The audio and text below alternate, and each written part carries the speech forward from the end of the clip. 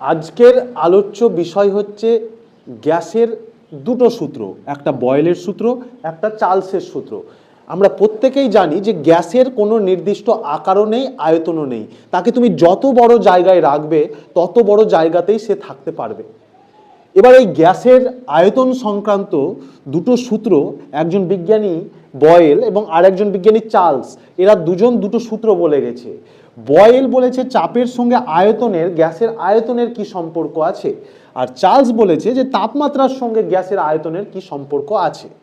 সোজাভাবে ভাবতে গেলে চাপকে যদি আমরা পি দ্বারা ডিনোট করি এবং আয়তনকে যদি আমরা ভি দ্বারা ডিনোট করি, বিজ্ঞানী বয়েল বলেছিলেন যে চাপ যদি তুমি বাড়াও কোনো গ্যাসের উপরে তাহলে আয়তন কমবে, অর্থাৎ এক চাপ বাড়ছে আয়তন কমছে, অর্থাৎ ব্যস্ত সম্পর্ক।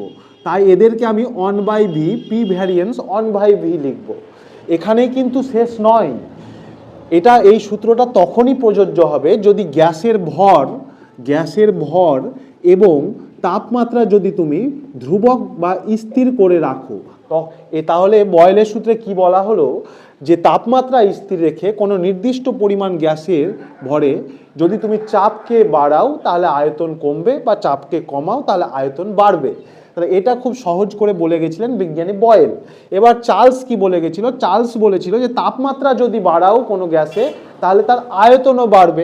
আমরা স্বাভাবিক জ্ঞান থেকেও বুঝতে পারছি যে কোনো গ্যাসের উপরে যদি তাপমাত্রা বাড়ানো হয় তাহলে আয়তনটা কি হবে? বাড়বে। অর্থাৎ তাপমাত্রা এবং আয়তন, তাপমাত্রা ধরো টি এবং আয়তন হচ্ছে ভি, এদের মধ্যে হচ্ছে সরল সম্পর্ক।